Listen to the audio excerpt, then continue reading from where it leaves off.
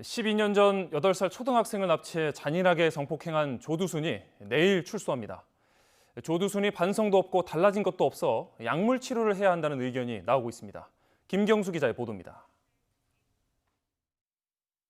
팔굽혀펴기를 1시간에 1000개는 할 거다. 전자파에서 성충동을 느낀다더라. 음란 행위를 하다 적발된 적도 있다. 조두순의 교도소 동기가 증언한 내용이라며 최근 언론에 보도된 내용입니다. 조두순이 성욕 과잉 아니냐는 우려가 나오자 법무부는 확인되지 않은 내용이라며 설명 자료까지 냈습니다.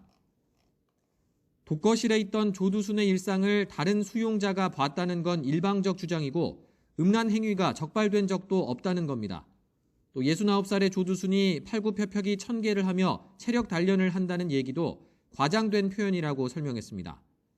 하지만 CCTV에서 나오는 전자파가 자신을 괴롭힌다는 말을 했던 건 사실입니다. 수백 시간 심리 치료에도 여전히 상태가 불안정한 건 아닌지 우려되는 대목입니다.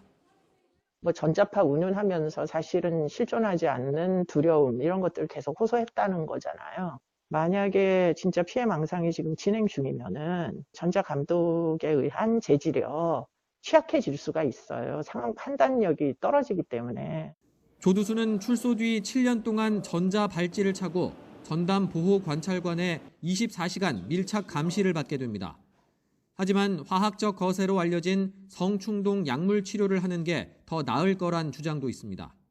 전자발찌를 착용한 성범죄자 100명 중 2명이 다시 성범죄를 저지르고 있는 것으로 드러났습니다.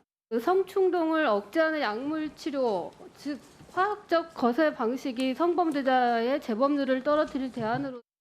재범 위험성이 높은 성범죄자에게 약물을 주사해 성기능을 약화하는 성충동 약물 치료는 제도 시행 이후 지금까지 모두 49명이 받았고 이 가운데 재범 사례는 없었습니다. 하지만 조두순은 이 제도가 시행된 2011년 전에 형이 확정돼 적용 대상 자체가 아닙니다.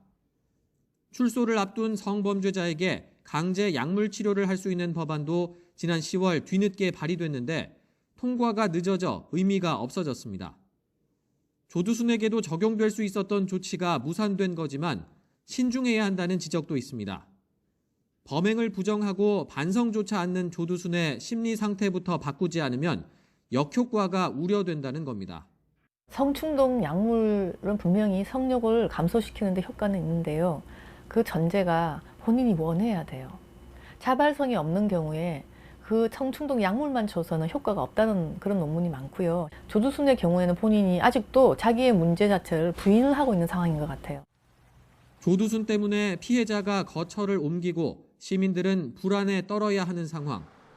12년 동안 조두순을 바꾸지 못했다면 과연 조두순이 사회로 나온 뒤의 대비는 제대로 됐는지 의문입니다. YTN 김경수입니다.